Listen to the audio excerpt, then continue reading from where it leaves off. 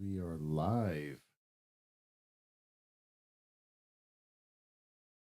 There. Okay. Welcome to another Friday night stream discussion. Today we'll be looking at MentisWave's the uh, the video he put up, the Save America Act, and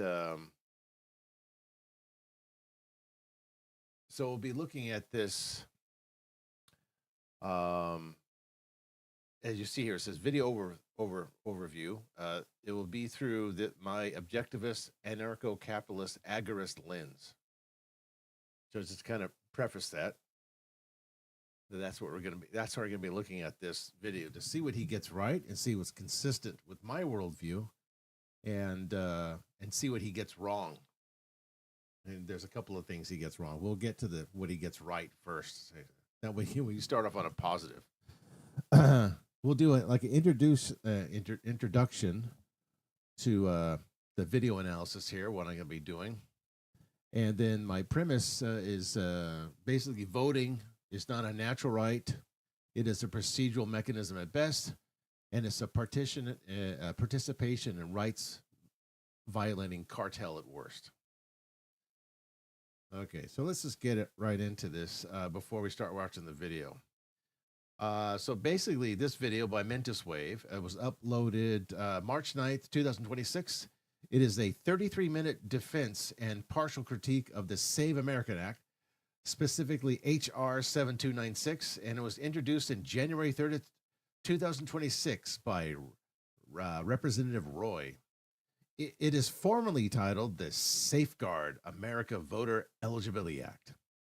The bill amends it's an amendment to the National Voter Registration Act of 1993 to require documentary proof of U.S. citizenship for federal voter registration.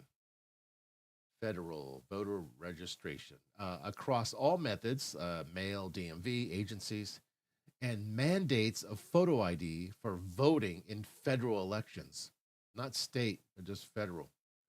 Acceptable proofs include real ID, compliant docs showing citizenship, passports, military ID, and birth record or photo ID, plus birth certificate, adoption decree, naturalization papers. That really sounds like the national. That's something under the Bush administration was pushing that national national ID identification, universal identification, where it contains all your information in it, including medical records. Yeah. That doesn't sound good. It adds federal criminal penalties for election officials who register non-citizens or assist them, requires interagency data sharing. But isn't that something we already have already? And it's a federal criminal, so it's going to be federal mandate across all states. And it requires interagency data sharing. Okay, we'll get into what's wrong with that later. DHS Save System. Boy, I cannot talk. SSA for verification, removal of non-citizens. Okay, removal of non-citizens. We got another problem here. Yeah, how are you going to do all that? How are you going to remove non-citizens? And that's going to cost a lot of money, isn't it? Or you can just give them a free apartment with a free EBT card. That's even better. Yeah, well, you see the problem here already. The federal, this is going to be federal mandated, and also it'll cost money to make the IDs and to collect this data. They have to collect this data, put it onto the ID card for the interagency data sharing, of course, and it's going to require how are you going to remove the non-citizens? Yeah, that's going to cost money. I don't want to get into it already. And allows provisional ballots affidavits for edge cases. Okay.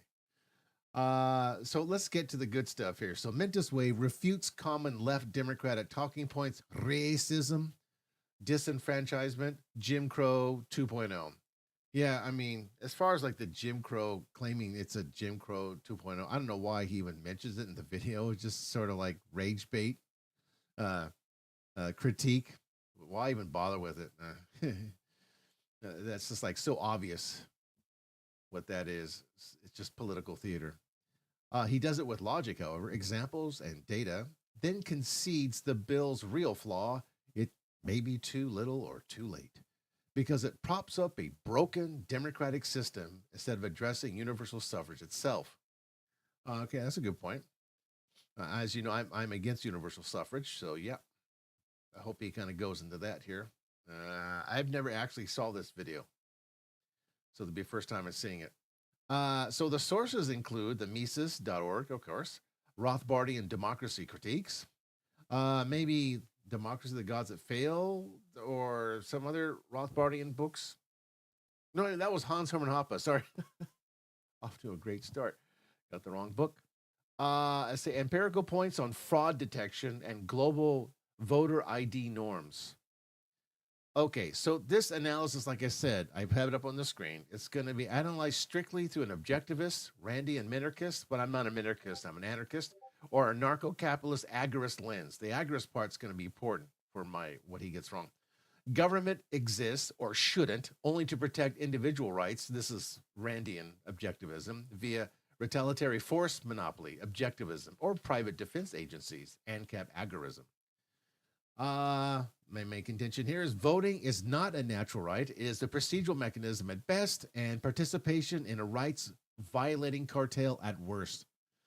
Non-citizen voting or fraud violates rights by diluting the already dubious selection of rights protectors or enabling majority plunder. However, oopsie, what do we got here? TikTok. No, honey, Rista. Hello. Let's see. Do you read chat or not? It's okay. Yeah, I read chat. I've got my phone here. So yeah, please join the discussion. I'm just gonna do the video analysis. I'm kind of getting into it. I'm setting up my preamble here to the video analysis. So I was saying, however, any state reform like this bill is at best a temporary band-aid and at worst a distraction from abolishing the state or building counter-economic alternatives. Now economic alternatives, that'll be agorism. So my contention is this video is 80% correct on facts and fallacies, but flawed in its lingering faith on electoral fixes.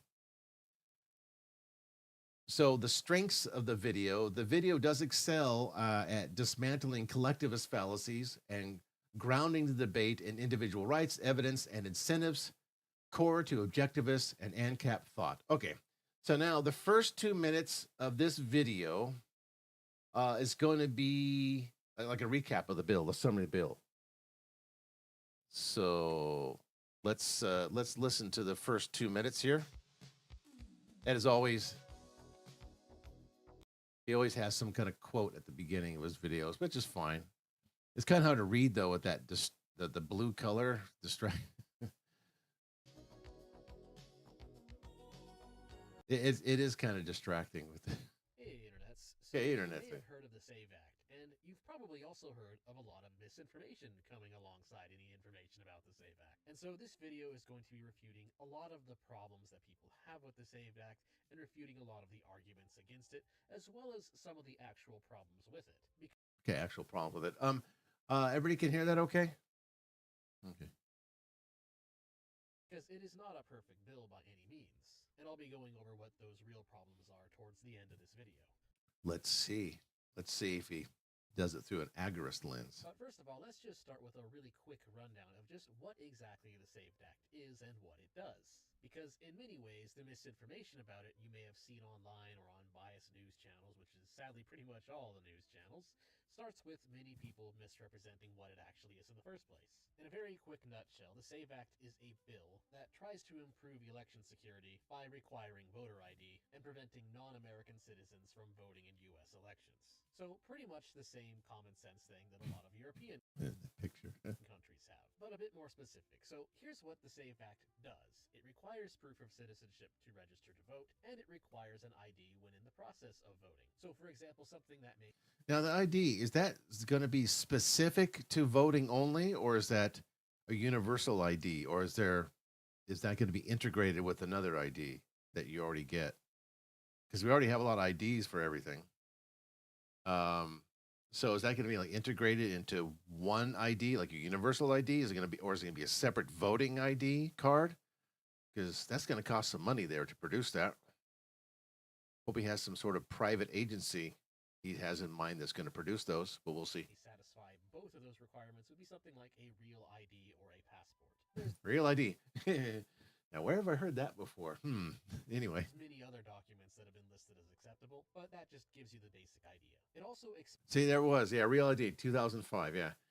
And remember, it also wanted to integrate a lot of your records, including like your medical records, too, into the ID, if I remember correctly. And people were like, "Whoa, wait a minute, no, I don't know if we want that." I mean, the Patriot Act was bad enough. We're going to have this Real ID thing. I thought it was called Universal ID, but that's okay. Bans penalties for fraudulent votes. Specifically, it makes it a federal crime for an election official. Okay, federal crime. Remember, as an anarchist, I don't recognize the government. I think the government is illegitimate. So now you're going to impose some sort of federal, already a federal. You're gonna make this a federal offense, another crime. You're gonna have it give government more excuse to commit violence. To either register someone to vote without proof of citizenship or to knowingly assist non-citizens in voting. But it is also important to note what the SAVE Act does not do. It does not directly target any specific group of American citizens and makes it harder for them to vote, at least not in a way that is subject to the question of the equity fallacy. It also doesn't actually require people to buy anything to vote. Well, sort of. It leaves that up to the states. So, for instance, if a state wants to make a free ID option that would satisfy these new requirements, Did you say free? there's nothing in the SAVE Act that's actually preventing those states from doing that up to the states. So, for instance, if a state wants to make a free ID option that would satisfy these new requirements. Free ID? Free? You sure? Yeah, I don't think it's going to be free. They're going to charge the taxpayer for it. How do you make that? You got to produce it. You got to, spend money making that. It's not going to be free. There's nothing in the SAVE Act that's actually preventing those states from doing so. In fact, it very specifically leaves it up to the states. So it doesn't Okay, that's good. I mean, that's a start. Actually include any kind of minimum fee or cost that would have to be involved.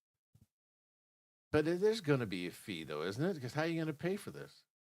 In registering to vote. It also does not make it so married women can't vote. I'll get more into that one a bit later. It also doesn't actually reduce or take away voting rights from anyone. So this isn't any kind of abolition of universal suffrage or anything like that. In fact, which I want anyway. In fact, really the only purpose of the SAVE Act is to just enforce the current laws on who's allowed to vote. It doesn't actually make any changes in that regard. And so then you might ask, okay, so why is this such a big deal? If it's just increasing security for the...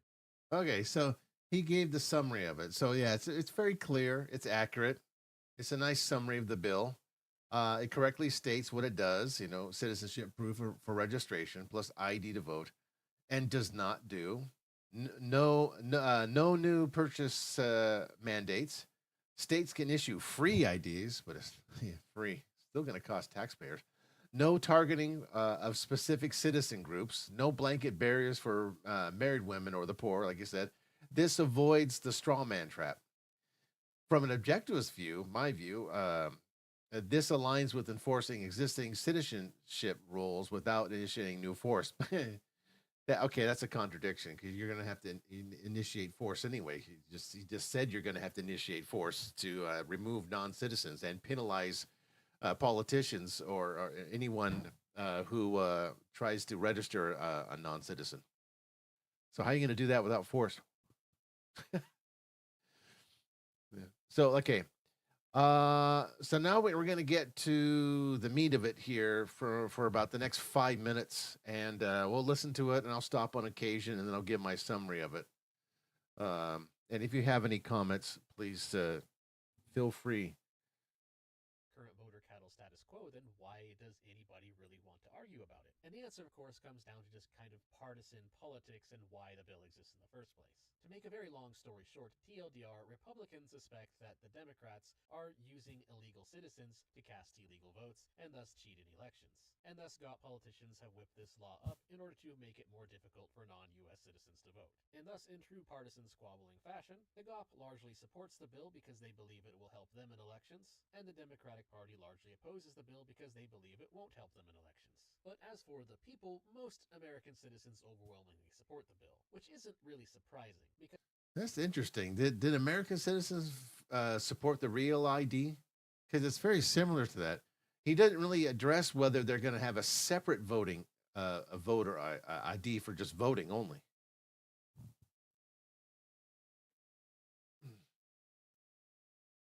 He said it would provide free, but is it going to be a separate one, or are they going to try to integrate it? I mean, as the bill doesn't actually violate anybody's property rights in any way, at least not okay. any more than they're currently being violated. For the most part, people who are liberty-minded don't really have a good reason to be against this bill. But of course, in order to fully understand this, If you're liberty minded, okay. I'm ANCAP minded and agorist minded. Does that count? we have to dive into the arguments against the SAVE Act itself, so let's get that started. Beginning with the first claim I often see against it, which is the claim that the Act doesn't really need to exist because requiring ID to vote doesn't improve election security in any way. Or in other words, the claim that the elections are already quote-unquote safe and secure, that there's already very little fraud, and therefore there's no need to increase the security. And the problem with this is that I found most of the studies that claim this to be very unconvincing in their methodology. The reason, of course, is because when you have mail-in voting without any kind of identification whatsoever, once you drop that vote in the ballot box, it's actually very, very difficult to verify it. There really isn't any kind of efficient auditing process for it, at least not one that really works. Because when you have these votes without any identification, they're just kind of assumed. So you're going to audit, okay, no way to audit this, but if you have real ID, kind of voter ID, you're going to audit this with people's personal information on it? I mean, is it going to have personal information on this voter ID? Because it says it's going to, in the opening preamble here that I have, it said it will, where is it? Yeah, it will require interagency data sharing, DHS SAVE system and SSA for verification.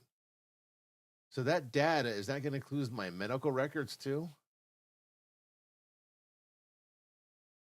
This seems kind of complicated. Let's go on.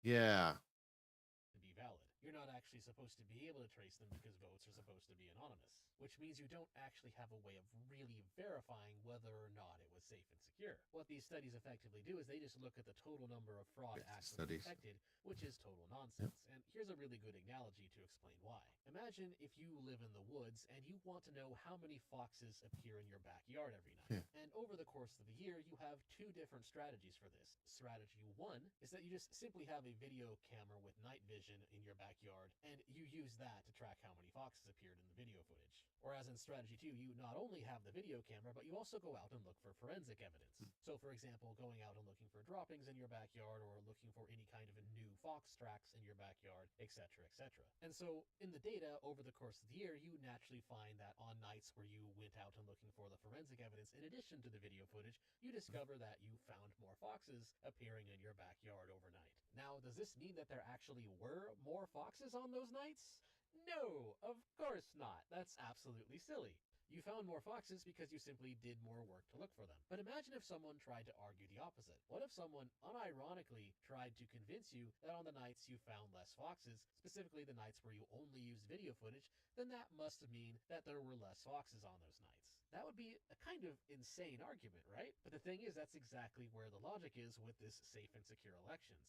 I've pointed this out before with the empiricist fallacy. You can't just assume that the data you've collected and the data available to you is the only relevant data that exists. And that's why it's dishonest to say that there's no evidence of any increased amount of invalid votes in the system of mail-in voting without any kind of ID. On a technical level, yes, it is pedantically true that they haven't found as much evidence as voter fraud in that scenario, but that's only because you have less ways to look for it. That doesn't actually prove anything. And also in the context of... That's fair enough. That's a good point. The SAVE Act, this argument has an additional problem, which is that the SAVE Act adds security in another fashion. It's not just in the process of voting, but also in the process of add security? registering to vote. Same problem, people against the SAVE Act will claim that there's no evidence of non-citizens registering to vote, with of course the real problem just being really lax laws in general, leading to less ability to even find out if that's actually happening. And this is something that someone going undercover actually can expose. An undercover agent went to a New York City elections office, told them he was Canadian, and then registered to vote anyway, and the elections worker just told him that it's not their job to report anybody when it comes to registering non-citizens to vote. So yeah, it's pretty obvious what's really going on here. The GOP accusation that Democrats may be using illegal votes to pad their election victories in major cities is unfortunately probably true. The reason we don't have major empirical evidence anyway of non-citizens voting isn't because it isn't happening, but because the systems in those cities appear to be designed to make it so that kind of evidence is very difficult to obtain in the first place. So Okay, all right. So here he's exposed the empiricist fallacy on fraud detection. It's a good analogy about the Fox video versus forensic evidence, and he's citing here the New York City election worker example, undercover sting where staff said "not my job" to flag non-citizens. Right? He's correct that mail-in anonymity makes auditing impossible. Yeah. um, so studies show little fraud proves nothing. Right? Okay, he's right on that. Right on. ANCAP agribusiness bonus highlights state incompetency. Corruption is inherent, not fixable by more rules. Right. So that's in line, consistent with me. ANCAP agribusiness. So yeah, good on that point there. Highlights a state incompetence. So why would you want to just pin on this state to create a voter ID or real ID, some kind of way to verify that with your data in it? Is it now this data that's collected into the card here? The interagency data, is that across all? Yeah, it's federal, so it must be across state lines. Remember, I think people were opposed to real ID, if I remember right. Let's see. Yeah, okay. All right. So now we're gonna get into another part of it. He's gonna talk about the equality fallacy. So he's gonna get into racism. Accusations of racism. Of course, you always got to play the political theater when your opposition is doing something that you want to do, but you don't have the power to do it. It's the standard fallacy of not understanding that absence of evidence isn't necessarily evidence of absence. That's Right. the basic problem with the claim that requiring ID to vote doesn't improve election security. It absolutely does, and all the attempts I've seen to argue otherwise just come across as deeply unserious gaslighting. So with that out of the way, we can now move on to the more direct arguments against the SAVE Act. Okay. So here we go. Here's the more direct ones. I just said the racist stuff. Here we go. I found most of the other arguments against the SAVE Act aren't really much better. They either appeal to utopia or the equity fallacy, or they misrepresent the concept of. See, this is why I'd rather him focus on more sophisticated arguments against it rather than this, because just sort of like, we know this is bullshit. We know this is just political theater, racist, Jim Crow law. This is like the kind of attacking these arguments, critiquing these arguments that aren't very sophisticated, and pretty much people know they're not sophisticated arguments against it. Reminds me of Richard Dawkins' book, The God Delusion, where he spends the majority of the book just attacking the standard arguments for the existence of God, but spends very little time, like in the remaining chapters or last chapter or so, about the more sophisticated arguments for the existence of God or some intelligent designer, like, for example, the fine-tunedness of the universe. This kind of reminds me of, I mean, if I were to make this video, which I didn't, but he did it, I would have spent maybe zero time on these kind of political theater, rage bait kind of arguments against it. I would have focused more on sophisticated arguments. Like, he should have done it through, so far, he should have done it through the agorist lens. I mean, he did align with ANCAP agorists because it did highlight the state incompetency and corruption. That's right on. Okay, that's a start. Let's keep going. "Quote unquote fairness," or they're misunderstanding basic philosophy, or sometimes they're just flat out lying about the bill, or a combination of these things to various degrees. That's just political theater. So why even focus on that? It's kind of redundant. Thanks to my Discord, I found this video here, which has a few of these arguments that have all been kind of rolled into one. I'll just roll a few clips. Oh no. Is this rage bait video? A lot of liberals liberals claim that voter ID policies are racist. But how can that be? Is it racist that I have to show my ID when I... See, put more text on here with the background is distracting. It's hard to see. I mean, my eyes are bad. I don't know.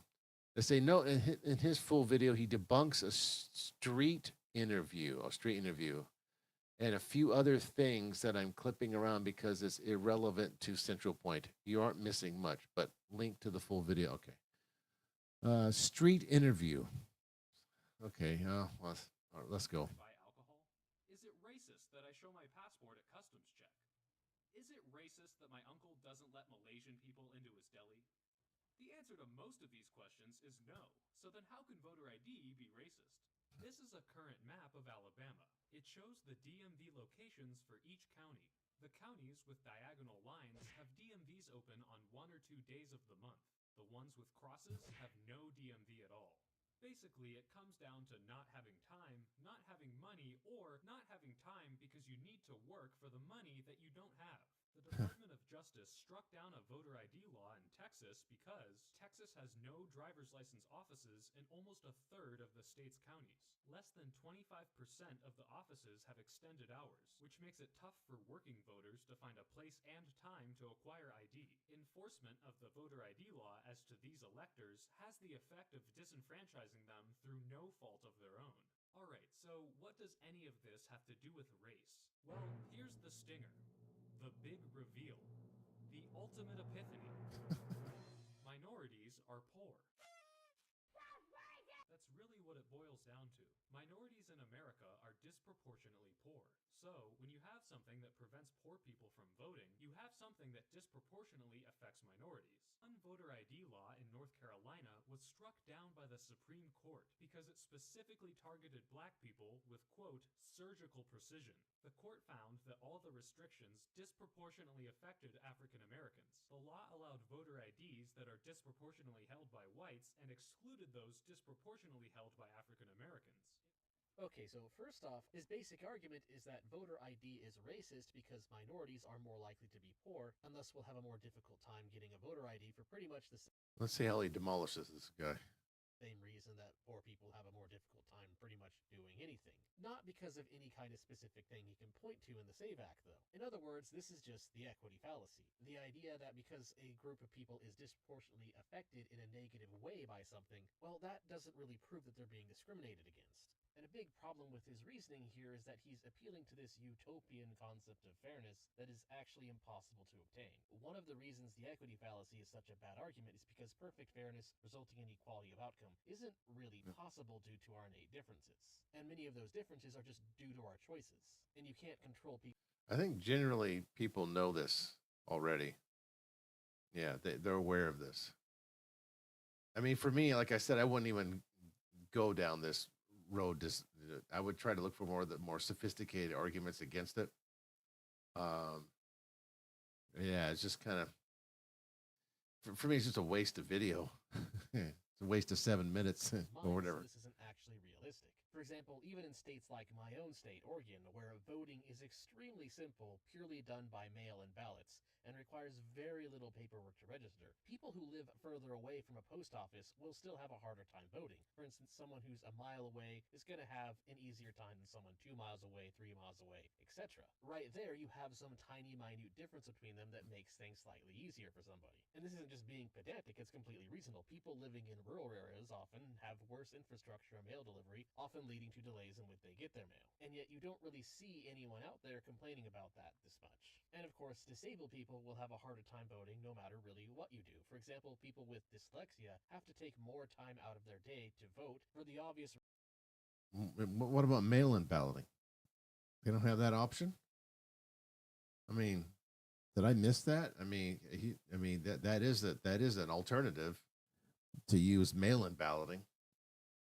They don't have to go anywhere to get it. They can just go online and register for mail-in ballot only, and they get the ballot. Or even if they want to, you can just register to be a voter online, so you don't have to go anywhere, right? Reason that it's going to take them longer to read their ballot. And since time is money, they are therefore also at a monetary disadvantage just from that alone. This doesn't mean that Read their ballot? Who even reads their ballot anyway? They already, people that are voting already going to know who they're going to vote for. So there's no sense really reading it. It's just take, okay, I'm going to vote for this guy or this woman and that woman or that guy. And they just know already, if they've already thought about it before. So I don't know. It doesn't take that much time to read it. But anyway, That voting discriminates against them. It's just that people are different. it's being pedantic.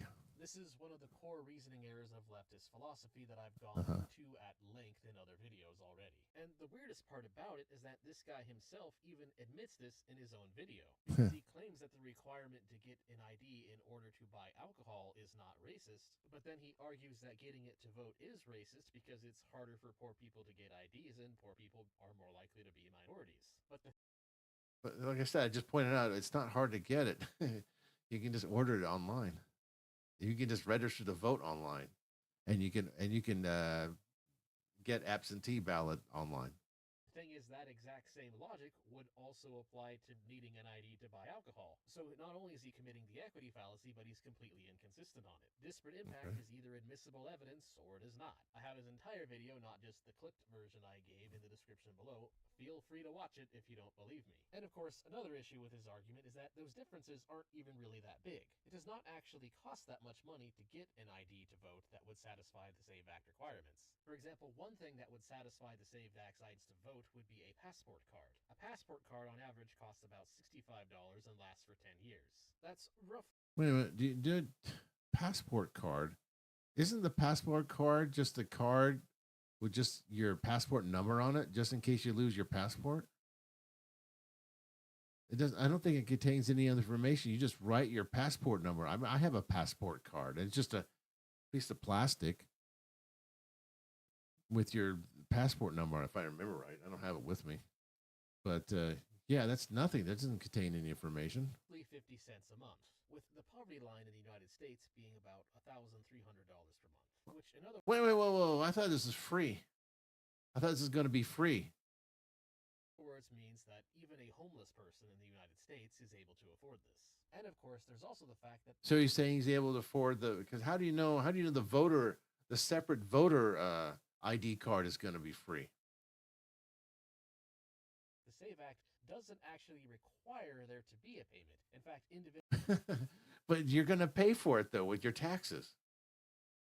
I mean, who's going to pay for this? And they create all these for like, I don't know, is every eligible person that's that's eligible to vote.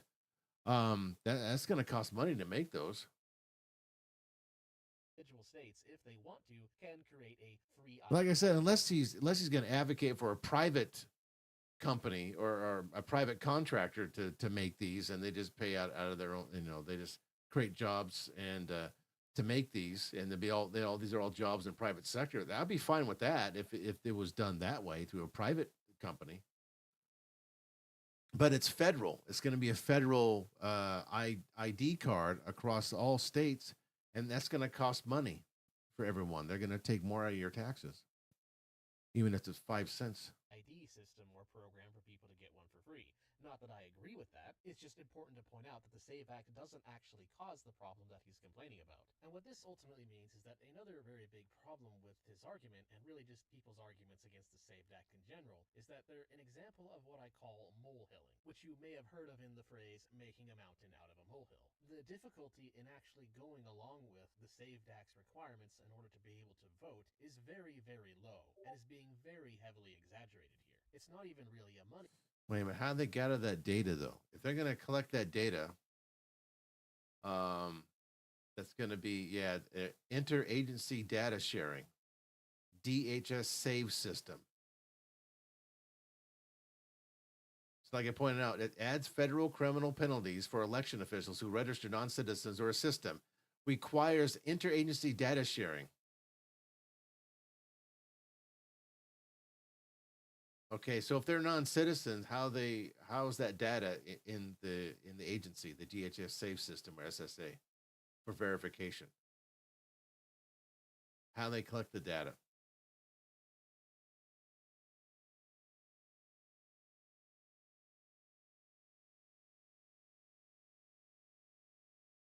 If they register to vote and it's not that hard to get this voter ID card.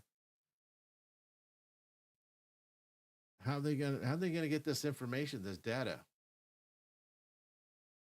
if you're not really required to fill out a lot of information?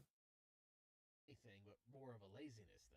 Even when we take into consideration what I think is his strongest argument, which is the fact that not everybody lives near a post office or a DMV You don't need to live near one. Like I said, you can just order this stuff online.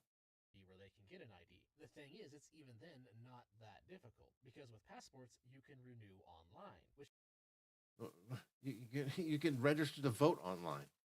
means you only have to do it once in your life. One time in your life, go over there and get yourself that ID if you want. I don't have to go over there. On a vote. This is not hard at all in any meaningful way. And so we're really not looking at an issue of poverty here, but rather it's an issue of laziness.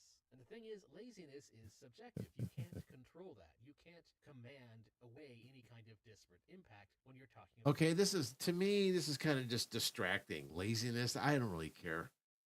Yeah, we're all lazy anyway. I mean, sure. I mean, we always want to do things in a lazy way. That's how capitalists innovate, because they're lazy. That's what motivates them. They're lazy because they want to. So yeah, I don't understand. So what? Okay, yeah, like I said, I wouldn't. This is not a very. Everybody knows this stuff is not racist. So it's like, why wasting so much time debunking this? It just seems like just a waste of space. About a subjective personality issue that deals with people's free will. And it's also important to point out an obvious qualitative factor that kind of additionally throws in a really big wrench into the reasoning here. A lot of the things that people decide to do with their time comes down entirely to just incentives. And so if it's required to get a certain specific ID, like a Required federal mandate? Is that what you mean? As an ANCAP, I'm against federal mandates. passport in order to vote. People who care about voting, well, that just might make them more likely to get an ID, which means you But I don't care about voting. I want to abolish universal suffrage. So, don't actually even know if it's true or not if minorities will continue to be less likely to have an ID. Because there's been a change in the incentives, there will be a change in the human action. That's another interesting basic economics point that can be thrown into this. And so the claim that the SAVE Act will block eligible voters from being able to vote is also a bit of an exaggeration. It doesn't actually block people from voting. It's again really just adding another little molehill in the way in order to make fraud more difficult. So it won't actually block people from voting. It'll just make people who fraud. But isn't the tax code, isn't it such a big tax code to try to prevent fraud? But yet it's so big. There's so much to the tax code that eventually you probably did break the law or commit some kind of fraud. Don't you think this voter ID is going to add to the bureaucracy now? Make it even more bloated, just like a tax code? Just saying. currently don't have an ID that satisfies the SAVE Act, they'll just think about and ask themselves the question, okay, how much do I personally care about voting? Do I care enough to I don't care about voting. Raise your hand. jump past this tiny hurdle? And a lot of them, if they care about voting, will do it. And so it's entirely just personal choice and what you personally care about. It's very intellectually dishonest to This is kind of distraction from the bureaucratic bloat. It's just adding to the bureaucracy now. Now you're going to create another ID. You're going to create more government bureaucracy. You're going to create more government agencies to regulate this. I mean, sure, a lot of this stuff's already on the books anyway, but why make a mountain out of a molehill? Exactly. call that quote-unquote blocking people from voting. But besides the equity fallacy and leftists just having a very difficult time understanding human action, the real final nail in the coffin for claiming that the SAVE Act or voter ID in general is lay racist. Okay, not understanding human action. Doesn't he kind of not understand human action? You can register to vote online.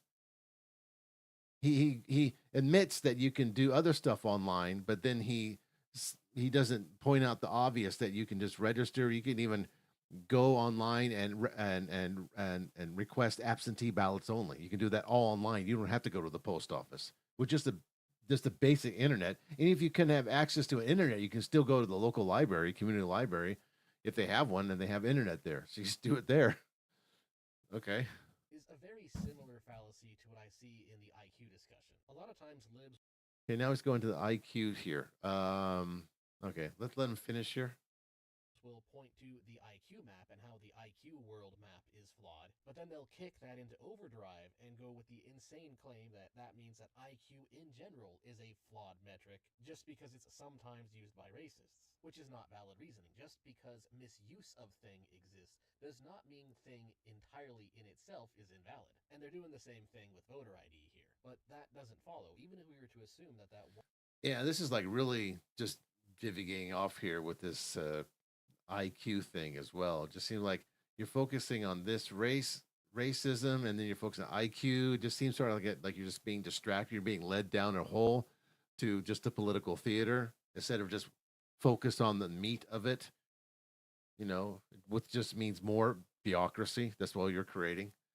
Yeah, it seemed like this part seems like a distraction to me. one instance in North Carolina that he talks about was indeed an instance of them using voter ID to be racist, which arguably it actually wasn't. But let's just pretend that it is for the sake of good faith. Even if that specific instance was indeed intended to target black people, that doesn't mean that every instance of it afterwards is also the same problem. And we can definitely tell this from the SAVE Act by simply reading it. It accepts real IDs so long as it's a real ID that proves that the person is a citizen of the United States. It accepts U.S. passports. It accepts military IDs as long as... See, you already have passport, you have ID. Why do we need more? This is the thing he should address. That if you're an anarcho-capitalist, you should be addressing the fact that we don't want to grow the state bureaucracy anymore. We want to reduce it to where it's pretty much nil, void, nothing. So I don't get this. It's going to add more to it. Then it's going to collect data and put it into the card. It's just more government bureaucracy. You also have a record and more government spending too. It means more taxes for us. showing you were born in the U.S., or really just any valid government-checked ID that shows that you were born in the United States. So this isn't designed to target the specific IDs that lay black people do not have. Rather, it is targeting the type of IDs that people who are not citizens of the United States disproportionately do not have. Because the point of the bill is to make it harder for non-citizens to vote, which is perfectly reasonable. Anyway, the next thing I'd like to... Hard. Is that going to be enforced by use of force? Now, if it's going to be used some kind of force, like it said, removal of non-citizens, that means that's a use of force. That violates the non-aggression principle, doesn't it? So why do we want government? Why do we want to increase government monopoly on force and coercion? Don't we want to reduce it? Then you're just adding to the problem now. Is something I mentioned a bit earlier in the video, which is the claim that it's going to block married women from voting. Okay, let's not get into that. Let's recap what we just read there. Okay. Yes, he does a good job at demolishing the equity fallacy and racist voter ID claims. Spot on, of course, rejection of desperate impact as proof of discrimination, right? Notes that life involves trade-offs, rural male, disabilities, IQ variance. ID costs are trivial. Oh, well, you're going to get taxed? Oh, it's just a little bit. Are trivial. 50 cents a month for a passport card. I'm renting a passport card. Okay. Incentives matter. People get IDs for jobs, banks, alcohol, but suddenly can't for voting. Yeah, it's okay. And it does call out selective outrage. Yeah, like I said, political theater, rage bait. And of course, as an objectivist, proves rights are individual, not group-based. Equity is altruism poison, of course. This section is the video's strongest philosophy. This is the strongest one, and I had some points to point out that I had disagreements with it. Like I said, my biggest agreement is that people that support this support more government bureaucracy to enact this, to enforce this. You're going to have to enforce this, and you're going to have to remove non-citizens. How do you penalize them? Through force. So, yeah, I mean, you've got a philosophical problem here, and it seems to violate the non-aggression principle. It's going to increase the government's monopoly on violence. Because you're going to have to enforce this through federal mandates. Okay, so let's go on to the next part where he talks about about married women and, quote, Jim Crow. See, again, we know this is just rage bait stuff. Jim Crow, yeah, okay, well, let's go on here. This will go on for a few minutes, and I'll kind of stop it along the way, and then I'll surmise it at the end. And then I'll go through what he gets wrong. Like I saw one claim from American Pride progress that up to 69 million women have taken their spouse's name and it doesn't match their birth certificate, and thus the SAVE Act would prevent them from voting. Now, I've looked at research and data claims from these guys before, and to put it very simply, they're not exactly honest. That's really the nicest way I can put it. And yet, a lot of people seem to be parroting this claim. A lot of people in the media are claiming it, a lot of other civil rights groups are claiming it. So I looked into it a bit and found that once again, it is extreme exaggeration and an example of molehill rhetoric. For one thing, the SAVE Act only really applies to new voter registrations or updates. So it doesn't really do anything to any married women who already have a valid registration to vote. But more importantly, this would only actually negatively impact any married woman who would try to register to vote using only her birth certificate. So any married woman who already has a valid real ID that matches her current name and is a real ID that proves US citizenship, really pretty much any kind of identification that proves citizenship, with again a passport probably being the best bet because that is an ID that is generally used to prove citizenship. And again, as I mentioned, But we don't, as a narco-capitalist, though, we don't recognize the passport like that because we think the state is invalid anyway. So we think the passports are valid. They're illegitimate. earlier, that's not a hard thing to get. They're not that expensive. The idea that, again, something that even a homeless person can afford will somehow block a married woman from being able to vote is, quite frankly, just completely ridiculous. But even then, in the worst case scenario, where a married woman doesn't have any of that kind of documentation whatsoever, and for some reason can't just get a passport, the SAVE Act requires the states to have some kind of process to deal with discrepancies in Process. What kind of process is that? A bureaucratic process. documentation. So, for example, married women who have different last names now than their birth certificate can now just use a marriage certificate instead. That's one example of something that would satisfy the SAVE Act requirements here, which many states like Arizona, for example, already do. So then I checked what Center for American Progress had to say about this line, and not only did they not mention it, but they told a pedantic lie about it to try and pretend like it didn't exist, claiming the legislation does not mention the potential option for these Americans to present change of name documentation or a marriage certificate in combination with a birth certificate to prove their citizenship, which is completely false. The SAVE Act absolutely does do this and actually requires states to do that. It just doesn't specifically use those names, rather just leaves it up to the states to decide what to do for those document discrepancies, but it does require them to do something about it. Which, honestly, though, this kind of lie of omission isn't too surprising coming from these people. If you're familiar with the CAP, they are a socialist adjacent far left think tank who just lie. They spread ridiculous lies about things that they view as going against their revolutionary mindset and are known for pedantry and taking data out of context to accomplish this. That's one additional thing I'd like to point out for you all in this video. When you see this CAP sign with an AmericanProgress.org URL linking to some study about some data with some claims, there is a 99% chance that it is just pure nonsense. But in this instance, TLDR, it appears the whole married woman won't be able to vote narrative is just propaganda and nothing else. So, Yeah, political theater. Okay, right. I agree with that. Sure. I think he's going to move on to the Jim Crow thing right now. Jim Crow claiming, but I mean, like I said, this is just rage bait. He's spending a little too much time on it. I think he should spend less time on it and focus more on the sophisticated. But anyway, I'm just being redundant. Let's continue. let's just move on to something else. Right, exactly. Something a bit more insidious in its rhetoric.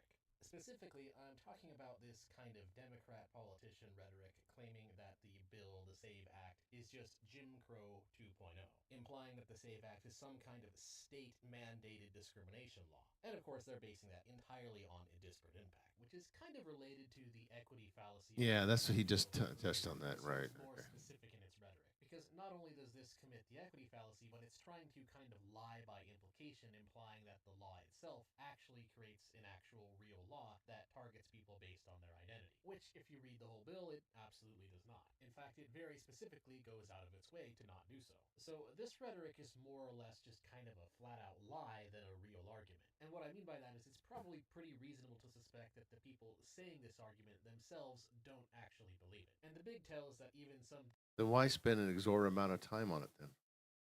Democrat politicians are breaking rank and going against this rhetoric and admitting that it's a little bit dumb. Chuck Schumer appears to be Yeah, we have. I think we have a video clip from Fetterman in here, doesn't he? the one who's mainly dubbed this legislation the Jim Crow 2.0. Yeah, kind of ironic that he's doing it and his popularity is so. So what's it? he's like down to 9 polling or something. He doesn't have. But the old boomer Dems are just sort of very low on ratings. But yeah, I mean, why spend so much time on this? I don't know why he spent so much time on it. claiming that it is more voter suppression. And Fetterman, along with a few other Democrats, are just going, yeah, I don't think so. He specifically stated, I would never refer to the SAVE Act as like Jim Crow 2.0 or some kind of mass conspiracy, which is a pretty straightforward way to put it. That's the main problem with the rhetoric of calling it Jim Crow 2.0. It suggests that there's some Just political theater, rage bait. Get people. Yeah, it's just not. People know it's nonsense anyway. kind of secret plot here where if you read the bill, it just isn't there. It's just flat out 100% not true. Now, lastly, I'd like to go over an argument that is a little bit better than the ones I've already gone over. Okay, now we're gonna get to a little bit here. So let's recap here. So the last few minutes, he refuted the cap propaganda on married women, and of course the obvious Jim Crow 2.0. That was obvious. It does document how the bill explicitly allows states to handle name discrepancies, birth cert, marriage cert. So leaves it up to each state, individual state, how they deal with it, and applies prospectively. And the Fetterman clip, and it does undercut his own party's hysteria and theatrics. So it is correct. The bill targets citizenship, not race or sex. So it's based on the pure rights based reasoning. So that would be objectivism. Okay, so now he's going to get into something a little more sophisticated, I think. Let's get to the meat of this, and let's see what he does. But still flawed. And this is what I've seen as kind of a libertarian argument against the SAVE Act. That Oh. this act Oh, libertarian, but not ANCAP. Or agorism. can potentially violate the Fourth Amendment, or as some of you heard, the right of Okay. the people to be secure in their persons, houses, papers, and effects against unreasonable searches, Self-ownership. and seizures shall not be violated, etc., etc., etc. And that would actually be the case if it's not for the fact that this is the context of voting. It's true that statist ID requirements are an authoritarian measure that Okay. So we do get a little bit here. He admits that is authoritarian measure. But let's see. libertarians should generally be against. But the thing is, even in a libertarian society, that doesn't mean that IDs aren't going to go away. For example, in a Hoppian private city, you're still going to have ID. It'll just be a private ID. Okay. Okay. If now that's what you're advocating for, that's fine, the private ID. And if you're going to have anyone make this ID, it should be done by a private corporation. And that way you can, we'll fall in line with the agorist The principles. existence of private property that other people are also being allowed to use implies that you need some kind of way to tell the difference between people who are allowed to be there via paying Okay. and people who have not paid. And in the case of So he's quoted private cities. You can find that on the Mises.org website. That voting, that's a completely different context entirely, because that's not requiring you to actually have an ID or anything like that, or any kind of unreasonable search and seizure for an ID, because you're voting. So we got about 10 minutes left. He hasn't touched on the obvious fact that just voting in itself, it legitimizes an illegitimate government. We don't want to legitimize the government. That's why we don't believe in universal suffrage. We don't want the voting, because anytime you vote, you say, I consent to the fraud and the crime that the government commits and the violence it commits and aggression against its own people. That's what you're consenting to, whether you're voting for the blue gang or the red gang. So voting, that's what it does. It says I consent the government to do these bad things. So far, he hasn't addressed that. And democracy isn't actually a libertarian principle. From libertarian I know that. Okay, yeah, we know this already. We know the flaws of democracy. philosophy perspective, there's no such thing as a right to vote. That's Yeah, I know. libertarian. Hey, didn't I just say that? That was my original OP here. Let me recap. It says, my premise: voting is not a natural right. It is a procedural mechanism at best. Participation is a rights violation cartel at worst. Finally, he got there a little bit. Ethic or principle in any way. And therefore, an ID requirement to vote is What's it? really not so much the government regulating the citizens, even though it kind of seems like it is. Kind of seems like it is. Seems. There's that word, seems. It's actually the government regulating itself, which is not How?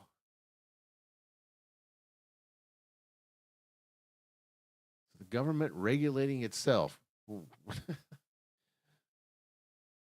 that on its face libertarians should be concerned with, because it is not the same thing at all as, say, regulating a private company, which from the standpoint of libertarian philosophy Okay. violates the NAP. Rather, instead, when it comes to government Okay. regulating itself, you then have to step back and ask yourself a question. Okay, is this the government regulating itself in a way that reduces Well, we know it doesn't. It will just, governments will just pass laws to protect itself. government, or the government regulating itself in a way that increases government? And the thing is, Okay. when you think about it, this is actually a reduction in government. And you realize this when you consider. Wait a minute. How is that a reduction in government? To create this ID, it requires the cross-state data collection, and it requires you to make a new ID, but it's not made by a private company. It's made by the federal government, and these are federal mandates that are going to impose these penalties on people that help non-citizens, and then they'll try to deport the non-citizens. How does this a reduction in the government? I must have missed something. Democracy actually is. Democracy okay. is essentially the idea that the rule of law and the NAP can be violated and dictated if enough people agree to it. This is why many of right. of us on the far libertarian right, like Hoppians like myself, aren't exactly big fans of democracy. Democracy, entirely from an ethics standpoint, allows A and B to rip off C so long as they agree with it. And we see it all the time in how people vote for taxes, and people vote for gives me dats, and people vote for a whole bunch of things. So that's the other thing. Even if you have voter ID, people are being incentivized to continue to vote for the welfare state. To solve this incentive would be to abolish the welfare state. That'd be a start. Absolutely nothing to do with property rights. With people regularly voting for more free stuff, which of course. Wait a minute. Now he's criticizing that it's not free? He just said the voter ID was free, but it's not going to be free because people are going to pay for it with their taxes. Can only be paid for by taxation, aka the theft. See? It's going to be paid for by taxation. I don't understand why he doesn't see this. Other people, regardless of whether or not those people paying the taxes also agree to the free stuff program that they created. And of course, we're stuck in this democratic system, whether we like it or not. But that doesn't mean we can't at least improve things, because when you... Yeah, we have a way to improve things. Agorism. Creating a counter economy. Yeah, with blockchain and gray and black markets and cryptocurrencies and stuff like that. We do have that. Look at it from a statistics standpoint. Let's say that you are in a democracy where it's just you and two other people, which means that you effectively have a 1/3 stake in this democracy. Next, let's increase it to 10 people. Well, now you have a 1/10 stake in this democracy. In other words, the percentage power that you have against this democratic unjust system is reduced based on the more people who are participating in it. And so additional security on voting with the government regulating itself is actually a good thing for... Wait a minute. Whoa, wait.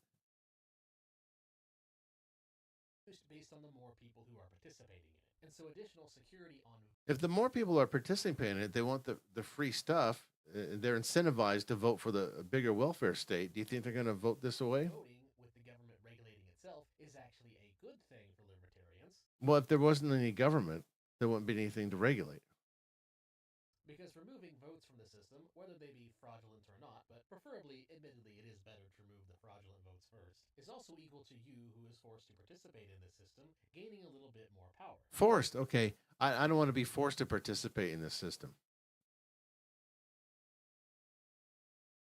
Each reduction in that means that you have a slightly higher percentage say, and thus a slight better ability to fight against the unjust system by not voting for irrational things.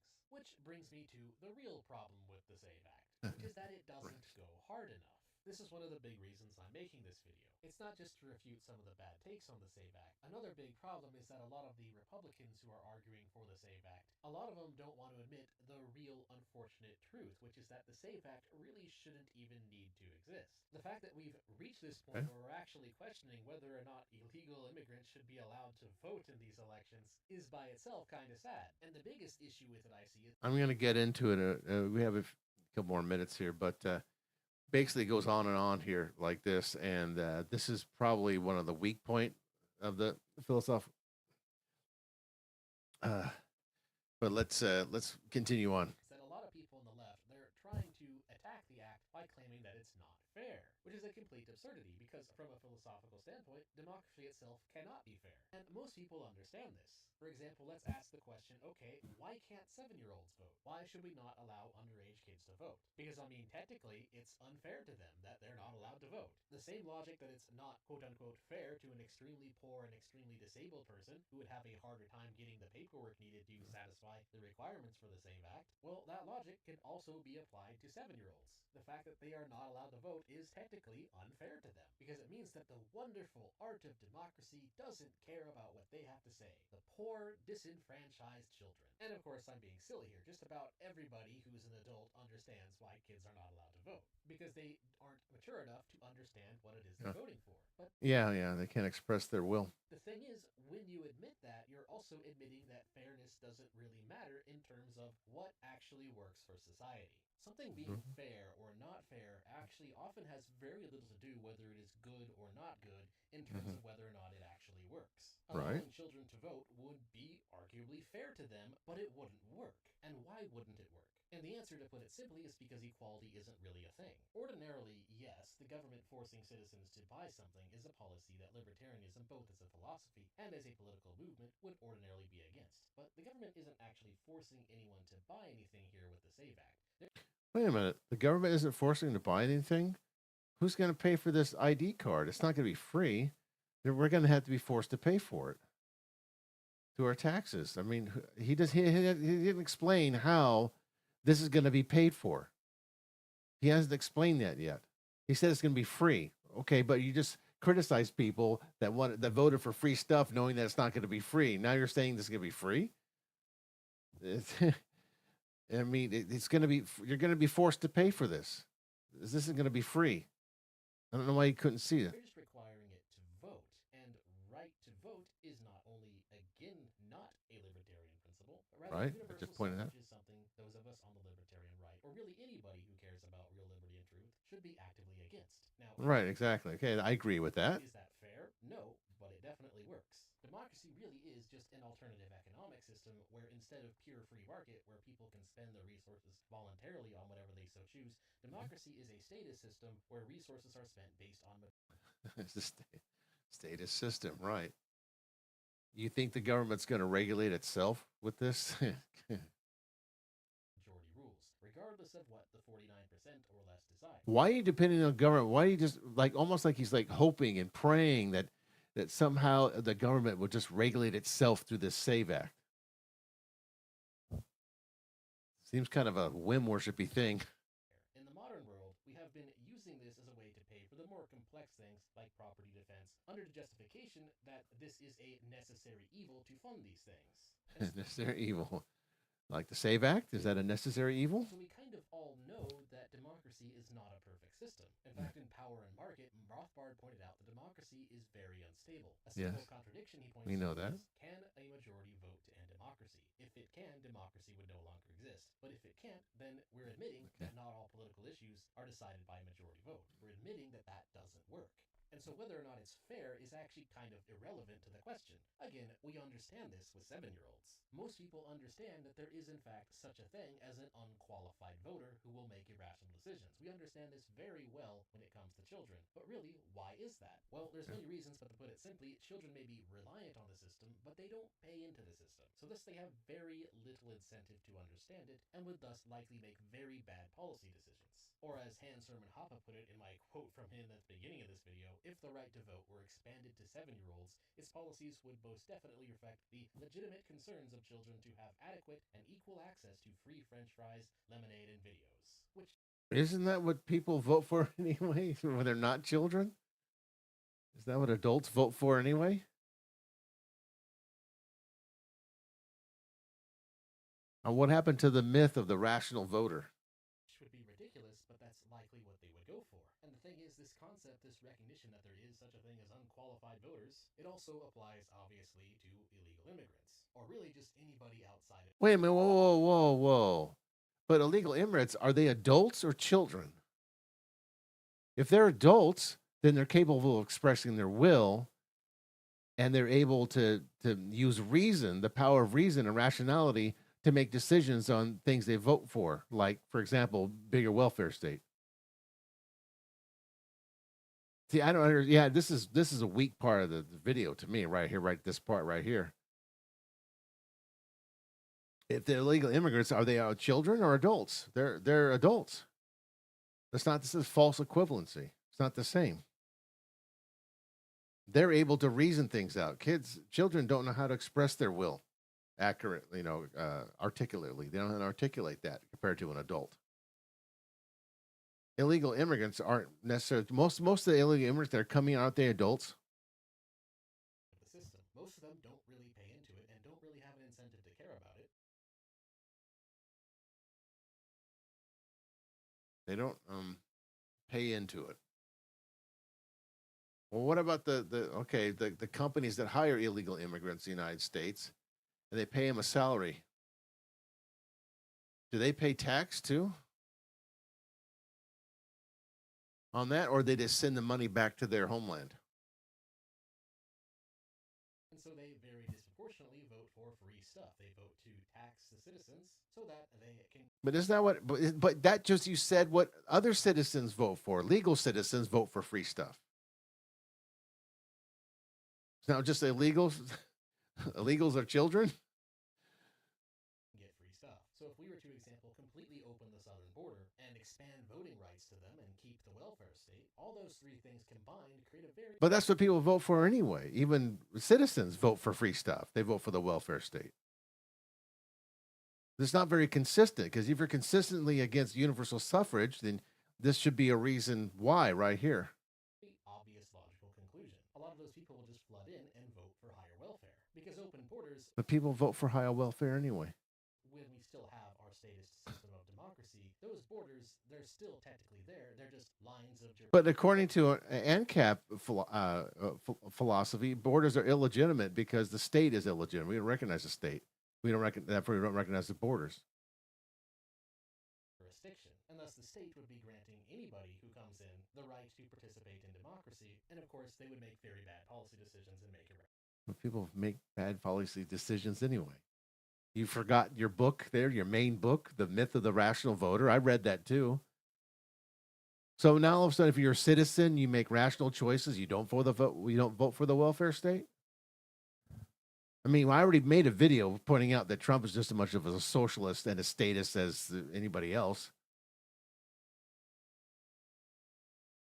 And people are going to keep voting for. They always say the same thing. I don't mind paying taxes, a welfare state, and anything, because as long as they get what I pay for. They always say that. Because why wouldn't they? They're not really net payers into the system, and so they have very little incentive to understand things beyond, oh hey, we get to vote to steal property. Wait a minute, you're saying these people are. They don't what? They don't understand what they're voting for? But how do they know to vote for the welfare state then? If they don't know what they're voting for, if they don't understand what they're voting for, understanding things beyond. What?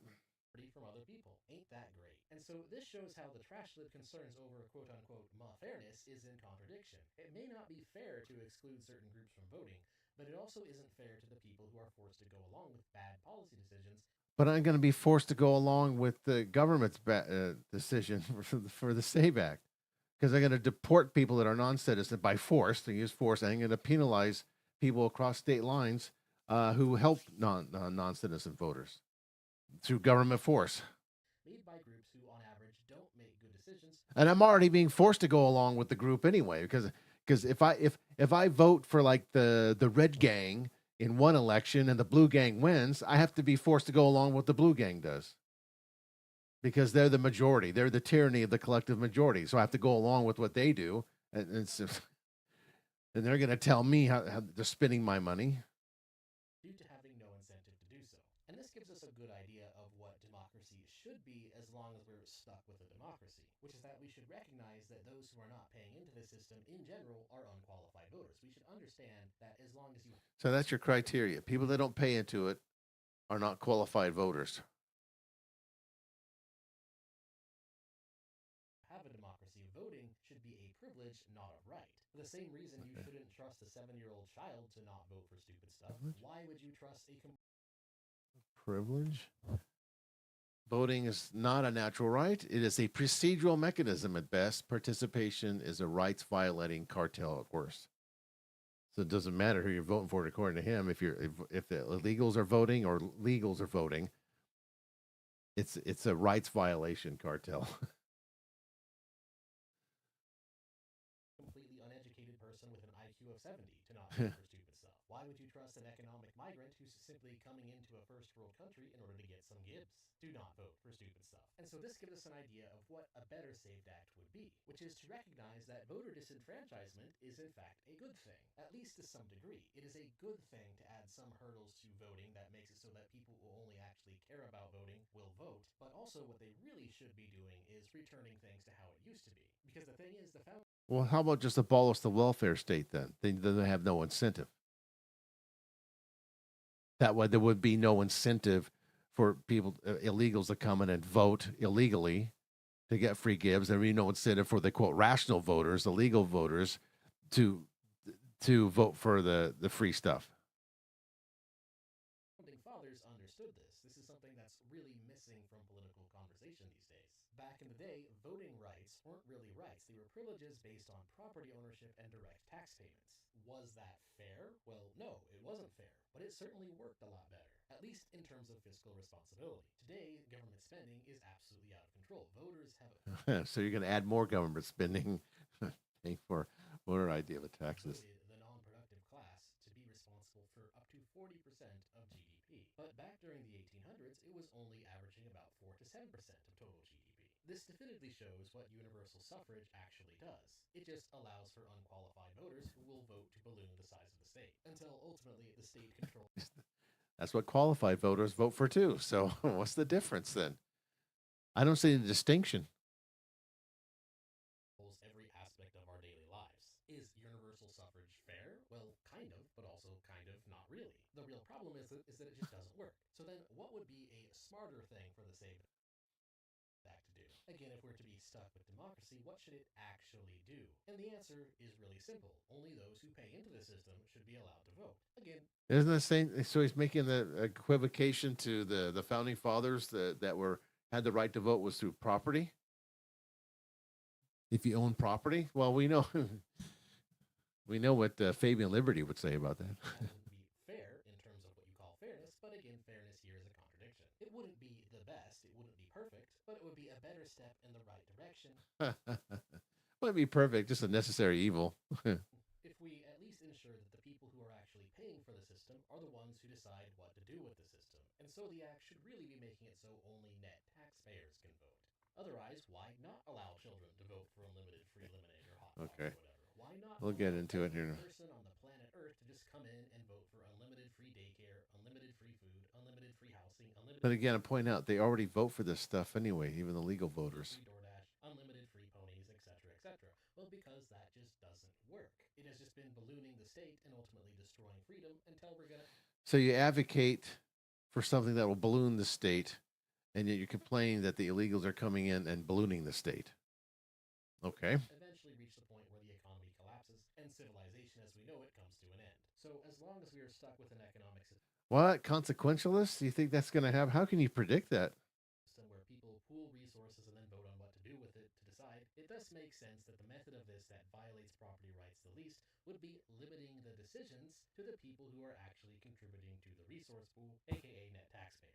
That's what it should really do. And therefore, the conclusion here is that the real problem with the SAVE Act is not that it disenfranchises millions of voters, but rather that it doesn't really do much at all. The SAVE Act, unfortunately, does very little to meaningfully change the structure of the system. It makes things Okay. a little better, arguably, which is why overall I'm arguing for it. But people really need to understand that it doesn't really do what needs to get done. You're flirting with pragmatism there a bit. If we really want to get anywhere, we really need to recognize that democracy and universal suffrage is not actually that great of a system. Anyways, that's all I have to say. Thanks for watching. Please like. But yeah, you advocate for it anyway. Okay. So let's get to the weak point. Let's recap what he has here. So the real problem conclusion here says the video's philosophical peak. This is its peak right here. Admits universal suffrage is the core rot. Non-taxpayers, children, non-citizens, net consumers. Voting for plunder inflates government by 4 to 7% GDP historically to 40% today. And he proposes implicitly limiting votes to the net taxpayers. That's superior, yeah. Too little, too late is exactly right for an ANCAP view. The bill doesn't fix democracy's contradictions. Majority can't vote away majority rule. Agorists would add, stop legitimizing the system, exit via counter economics. That's my argument. So, okay, so the overall strengths here, of course, it has evidence driven. It's fallacy focused, of course, and it's self-aware. Nice. It uses Randian style rational egoism, of course, incentives, personal responsibility, and Rothbardian skepticism of democracy without descending into conspiracy or partisanship. Okay, so now let's get into the weak points there. Here's what he gets wrong. Weak points and where the speaker is specifically wrong. The video's weakness stems from its pragmatic reformism. Like I just said, he was at the end there, he was flirting with pragmatism, and it's exactly right, which clashes with pure objectivist minarchism. So no unnecessary state expansion. Exactly right. That's why I oppose the SAVE Act, and especially ANCAP agorism. No state at all. Politics distracts from voluntarism, counter economics. There's no rule of voluntarism here.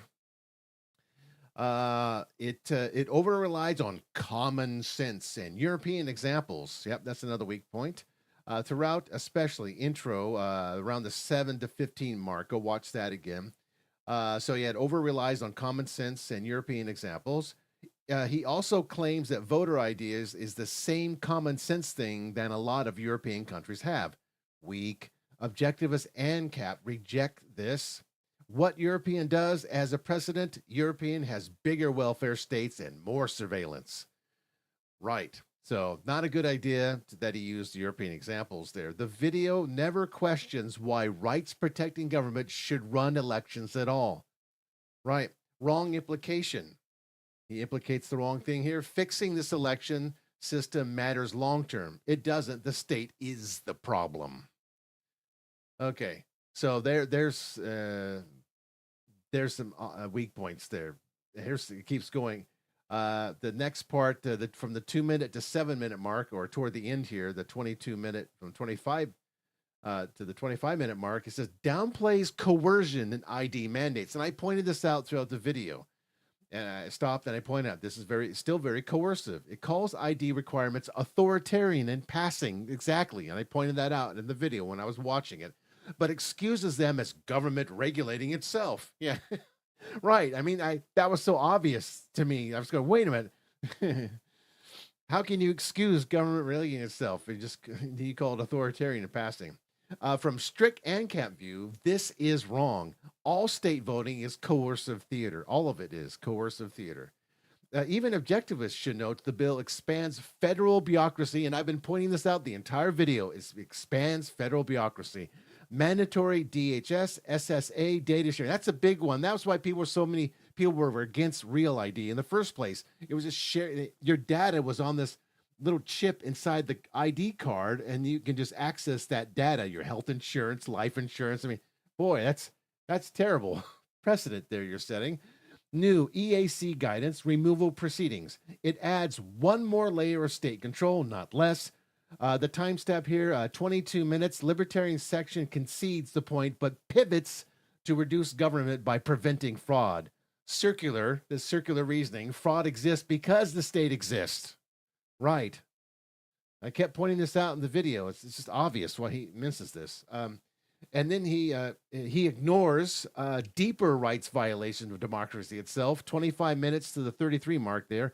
Real problems. He correctly diagnoses universal suffrage as enabling plunder, but still urges marginal support for the bill. Huh? Right. He's a pragmatist here. From ANCAP to agorist lens, this is the biggest error. Any improved election still legitimized a monopoly and a force. Yeah, if you're gonna remove non-citizens, how do you do that? With force. See, he didn't explain that one. Hoppe's democracy, the god that failed, implicitly referred via Mises links, referenced via the Mises links. He argues democracy worsens everything. The solution is private covenant communities. I believe in a private version. Like I said, if you're going to do ID, contract a private corporation to do this. Don't spend our taxpayers' dollar on it. I want to just it should be a temporary thing done by a private corporation, and it should just be something they pay for, and we don't pay at all for it. Not tweaking the ballot box. The video never mentions agarist withdrawal or private arbitration as alternatives. Exactly. I've been pointing that out the whole time. The video never mentions agarist withdrawal or private arbitration as alternative. It treats democracy as salvageable rather than inherently rights violating. Exactly. Let's keep going. So here's the minor factual overstatement on cost impact from the 7-minute mark to 15-minute mark. Claims costs are negligible and states can provide free ID. Technically true per bill, but it ignores enforcement costs. New state programs, data systems, I pointed that out, ultimately borne by the taxpayers. First he complains about the voters who want free gibs, and he knows that they're not going to get, it's not free, but yet he says this is free. I don't know how. This is such a contradiction. It was so obvious. Also, underplays real-world bureaucratic hell from the disorganized poor. Objectivism doesn't excuse force just because it's cheap. Not a deal breaker, but imprecise. And this is the big one. This is the big critique I have of this video. No agarist perspective at all. Zero discussion of counter-economics, black-gray markets, or how focusing on legislation distracts from building parallel institutions that render the state irrelevant. This is missed opportunity for a truly radical critique. Exactly. He didn't go radical. He didn't bite the bullet, as Liquid Zulu always says. So yes, so that's the main core of the weak points here. And I was pointing this out entire video, and I think I've covered all of them. Now here is where MentisWave is correct with its timestamps. Like I'll just recap them. The bill mechanics, non-disenfranchisement. So from the beginning to 2 minutes, 15 minutes to 20 minutes, 100% accurate on provisions, exceptions, and prospective application. Bill text confirms no retroactive purge of existing voters. Okay, right? Another good point he brings up is fraud detection limits and gaslighting, 2 minutes to 7 minutes. Correct anonymous mail-in weak registration, undetectable non-citizen voting. New York City example matches real reporting. Equity fallacy rejection, 7 minutes to 15 minutes. Correct philosophical rigorous. Disparate impact does not equal rights violation. Aliens aligns perfectly with the Rand's individualism. Okay, that's fine. But remember, Rand was a minarchist, so she believed in some kind of state to protect, quote, human rights. Propaganda debunking, of course, that was obvious. 15 minutes to 22-minute mark, correct on the Cap's dishonesty and Jim Crow hyperbole. And say again, he wasted so much time on rage bait here at this from around the 15-minute mark to 22-minute. It's just a waste of time. Get to the meat, get to the good stuff, get to the more sophisticated defenses of rejecting the SAVE Act. So, another good point here. He does touch on the libertarian democracy skepticism, 22 minutes to 33 minutes. Corrected that there is no libertarian right to vote. Of course, that was my premise. Democracy is unstable. The too little, too late framing is the video's most ANCAP compatible insight. Yep. So final assessment. Here we're coming on the home stretch here. So final assessment. The video is strong. Rational takedown, progressive nonsense. Of course, that's easy. Anybody can do that. I mean, just look at X. It's full of rage bait, stuff like that. And a partial step toward recognizing democracy's fatal flaws. Strengths dominate if your goal is short-term damage control within an existing system. Pragmatic minarchism. He calls him Hoppian, but he's advocating for pragmatic minarchism. Weaknesses are fatal from a consistent anarcho-capitalist agarist standpoint. Let me put that up there. And that was my point here. That's my viewpoint here. Objectivist, anarchist, capitalist, agarist lens. So that is a weakness.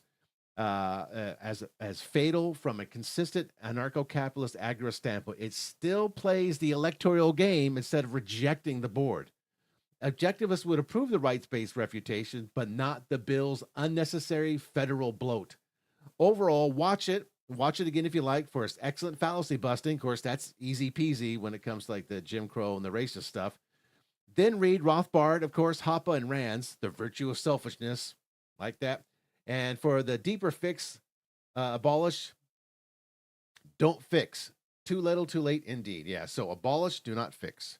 So that's it. I covered everything I can think of in the video. I covered the weaknesses. Yeah, toward the end there, well, that one part in the video was just sort of like distracting part of it. I mentioned it in the video. Yeah, it kind of got distracting. The fox analogy was good, but I already covered all that. Okay. So I think I covered everything I'm going to cover in the video. Go watch the video again if you like, without me, without my voice. And then, but go read those books though: Rothbard, Hoppe, and Rand's Virtue of Selfishness. And remember, the deeper fix is to abolish, not to tweak. All right, that is all. And I will see you in the next.